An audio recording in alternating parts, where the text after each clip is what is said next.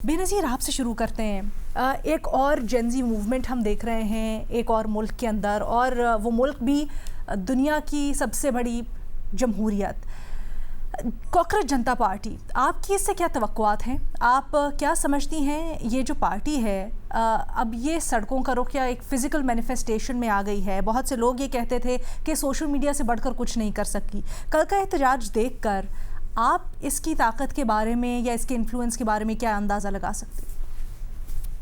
अलीना, अभी भी बहुत मुश्किल है कहना कि ये कोई असल तब्दीली भी ला सकती है या नहीं। ये जो तहरीक है भारत में, अभी तो वैसे ये तहरीक है, कोई सियासी जमात नहीं बनी, लेकिन हमने जैसे बांग्लादेश में देखा था कि एक तहरीक शुरू हुई, बाद में वो एक स्टूडेंट मूवमेंट से एक सियासी जमात बनी, उन्होंने इलेक्शन लड़ा।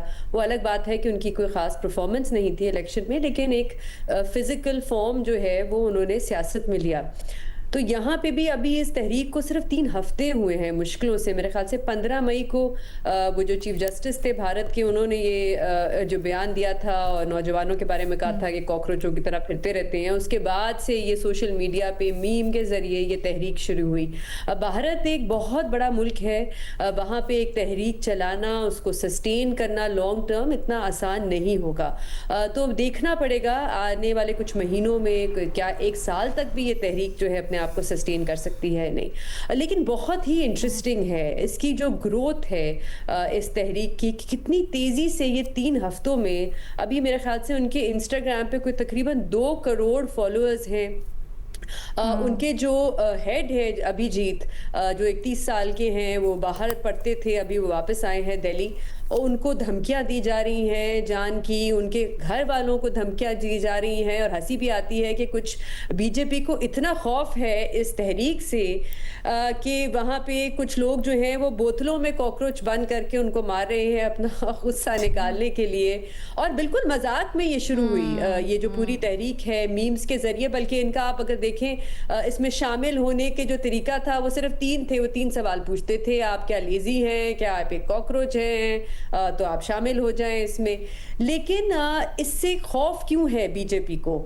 एक ऐसी जमात जो काफ़ी सालों से हुकूमत में है, इलेक्शन पे इलेक्शन जीतती चली जा रही है, इस वजह से अलीना, क्योंकि इसके पीछे एक असल गुस्सा है जो हमने बांग्लादेश में भी देखा, श्रीलंका में भी देखा, नेपाल में भी देखा कि एक बहुत बड़ी आबादी है नौजवान जो है। बांग्लादेश वो भारत में भी कोई 60% जो आबादी है वो 30 साल से कम है उनकी उम्र। तो इनके लिए कोई आउटलेट नहीं है। इनकी जो फ्रस्ट्रेशन है, इनका जो गुस्सा है महंगाई के खिलाफ, सिस्टम के खिलाफ। आप इनका अगर मंशूर सा जो उन्होंने एक बनाया है उसको देखें, जिसमें उनके मुतालबात इन्होंने लिखे हैं कॉकरोच जनता पार्टी ने, और वो बड़े सीरियस हैं, वो कोई मजाक नहीं है। वो सवाल उठाते हैं कि रिप्रेजेंटेशन ख़वातीन की क्यों नहीं है, 50% होनी चाहिए हुकूमत में।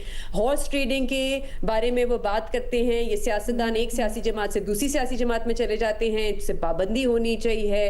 इलेक्शन के निज़ाम पे वो सवाल उठाते हैं। जजेस जो है वहाँ पे, उनके जो पर्क्स एंड प्रिविलेजेस हैं उसके बारे में वो कहते हैं कि इनको कम करना चाहिए, यहाँ पे लोगों के पास नौकरियाँ नहीं है। तो एक रियल फ्रस्ट्रेशन, एक गुस्सा है। और मेरे ख्याल से सबसे ज़्यादा जो ख़तरा है इस वक्त बीजेपी को, क्योंकि भारत में एक बहुत बड़ी मिडिल क्लास है और वो पढ़ी लिखी मिडिल क्लास है, तो ज़्यादा बड़ा ख़तरा जो है वो उनसे है कि अगर वो सड़कों पे निकल आए तो फिर क्या होगा। जिस तरह हम देख रहे हैं वहाँ पे जिस तरह आवाज़ों को दबाने की कोशिश की जा रही है। मैं बल्कि अभिजीत की तकरीर सुन रही थी दिल्ली में, और वो कह रहे थे पिछले 10 सालों से ये जो है हमें हिंदू मुस्लिम के ऊपर सियासत कर रहे हैं। तो एक गुस्सा है जिसमें ये एक तरीके से ट्रांसलेट कर गया है इस तहरीक में। अब देखना पड़ेगा कि इस किस्म की क्या और तहरीकें शुरू होती हैं, क्या इसका कोई ये तहरीक बन सकती है भारत में या नहीं बन सकती, क्या कुछ सियासत में ये हिस्सा लेते हैं या नहीं लेते। तो अभी मेरे ख्याल से फिर भी अभी बहुत जल्दी होगा कोई इस पे कोई कमेंट करना।